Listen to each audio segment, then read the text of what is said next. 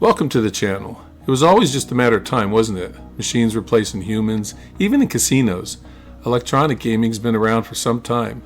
Obviously, slots first come to mind.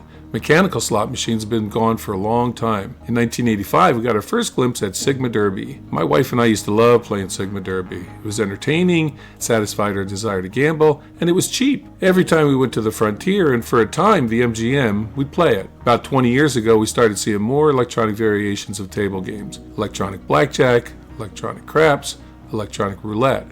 At the time, they seemed like short-lived novelties. No human interaction, and they left you feeling like they were little more than slot machines with different skins. I've worked in technology for over 40 years, and as much as I embrace technology, I never thought I'd see a time where a casino would replace all their table games with electronic variations. Well, here we are. As of this video, the Golden Gate Casino in downtown Las Vegas is the only Vegas area casino to completely move to ETGs. All other Vegas area casinos have ETGs, but they also still have live dealers. That's changing. Several have begun to look into copying the Golden Gate. Vegas's history is rich in companies playing follow the leader. For an example of this, see my video on the disappearance of most Las Vegas buffets. Right now, they're all studying what is happening at the Golden Gate. Golden Gate owner Derek Stevens, who also owns the D Las Vegas and Circa, is thrilled with the results. Stevens claims that the returns are about double what their projections were. So how soon before we see dealers eliminated at D and Circa, and how soon after that do the other casinos fall in line? Let's take a look at the advantages of ETGs from the perspective of the company and the players. And then we'll also take a look at the disadvantages. Finally, let's take a look at regulatory issues and where this trend may lead to. As you're digesting all this information, I'd appreciate if you considered subscribing to the channel. And if you like the video, click and like helps us with the machines at YouTube that direct who sees what content. Thanks. As mentioned earlier, the immediate and most visible result of an all-ETG casino is no longer having a need for dealers. This would be an advantage for the corporation and is an issue many industries are facing. Another benefit to the casinos is the ability to offset low-valued live tables. If you run a casino and have several humans covering, say, a $5 minimum blackjack table, you need to run a certain amount of hands on that table per hour with an expected return based on the average player playing $5 per hand. This money has to cover labor and other overhead. Another important benefit for casinos is the increase in speed and efficiency and the elimination of dealer errors. More hands or spins per hour is good for the casinos. Casinos believe that these machines are better at attracting new players who often feel intimidated when they sit at a live table. Finally, and very important for the casinos, is player tracking. How many times have you played at a table game for a while and tried to hit the pit boss up for a comp? If they're in a pissy mood, you may get nothing. I could go on about that, but I'll save that for another video. Electronic table games and a system called Smart Pit will track your time and betting down to the penny. This makes it much simpler for casinos to manage their rewards as they do with slots today. Now those are the house advantages, but what about advantages for the player? Lower minimum bets, roulette for 25 cents a chip, blackjack for $1 a hand. This opens up casinos in prime locations to more people. People that may have just walked through properties in the past. ETGs make gaming less intimidating.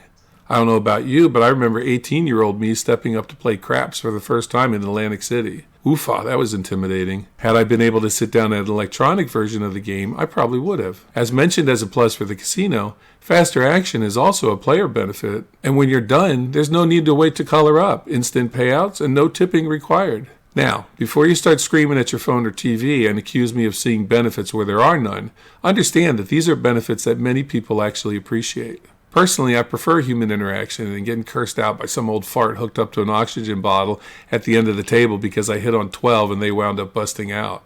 With that in mind, let's look at the disadvantages of electronic table games. First and foremost are horrible odds and rules for each of the games. Short blackjack payouts are the norm. Even money or 6-5 for blackjack is the norm. Roulette can be a nightmare. You need to check if you're playing on a 000 wheel or maybe a wheel that pays 30 for straight bets and 15 for splits. You can find live craps tables with higher caps than ETG craps. Some ETG craps games reportedly have different rules on commissions versus their live counterparts that may be just a few feet away.